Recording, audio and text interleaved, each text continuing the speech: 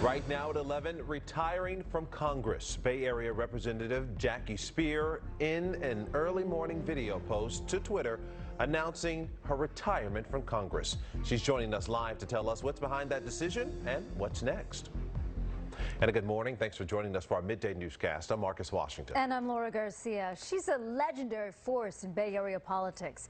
Congresswoman Jackie Speier announcement really took a lot of people by surprise. Yeah, and you know, we have so many questions, and this midday, the Congresswoman is here to answer them live. Congresswoman Speier, I want to thank you for taking the time to join us. I'm sure you got a busy schedule today after that announcement.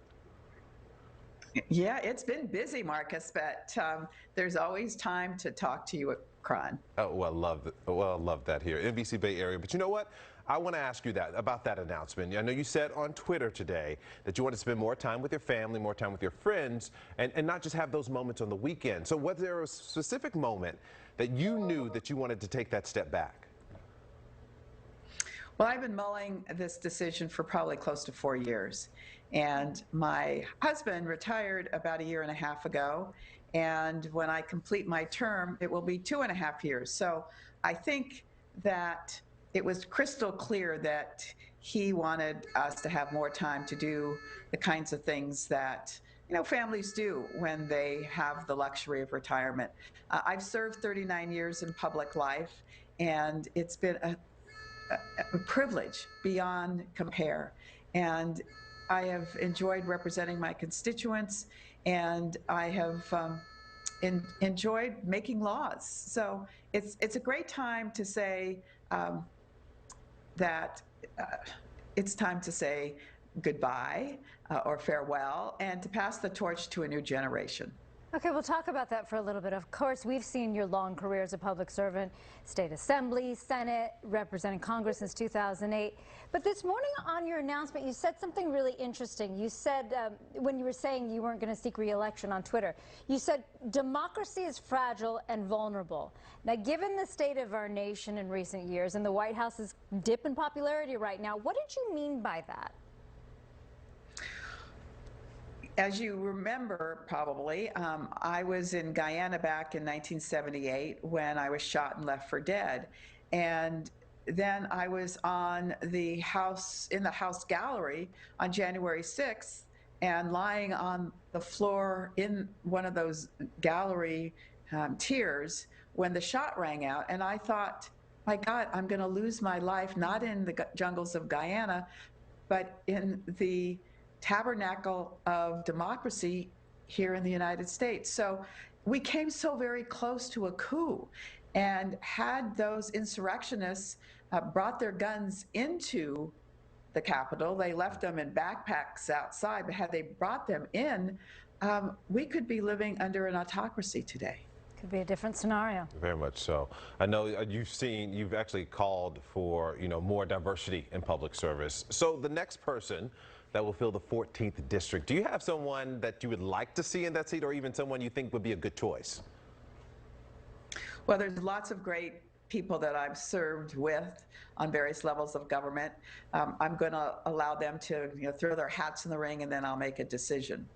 I do think that as we go forward, it's important for young people to recognize that this is their time. They are inheriting a planet that is heating up. We haven't been as good as we should be as guardians of that planet, and more steps need to be taken to deal with climate rise. Our families here in the United States don't have the same benefits that families in many countries around the world have, whether it's parental leave or child care or pre-K. Hopefully we're going to fix some of that in the Build Back Better Act this year. But gun violence continues to be a serious problem. Our overdependence on gun ownership, not having gun safety programs in place, another issue that needs to be addressed, and the need to make sure that we're inclusive in our opportunities for the LGBTQI community, and making sure that there is diversity in the hiring of people on every level of government is also very important to me, and hopefully will be to whomever takes over this seat. A lot of issues to tackle there. What about you, though? What do you want your legacy to be as you exit this realm of public service? Well, I hope my legacy will be a reflection on the legislation I've carried.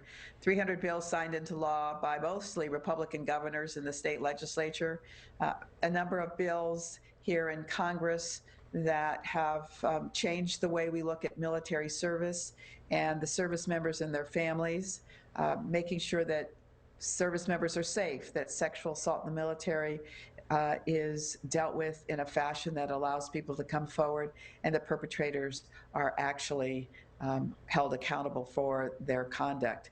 And making sure that we recognize that when the service member serves, so does his or her family.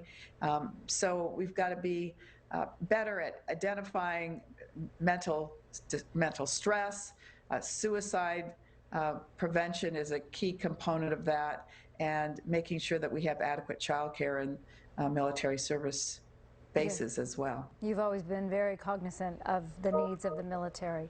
Well, we thank you for your service, Congresswoman Jackie Speier, and for joining us this morning as well. Yeah, thank you. And you know, best of luck with everything. Thank you, Laura. Thank you, Marcus. Good to be with you. Good to see you. All right.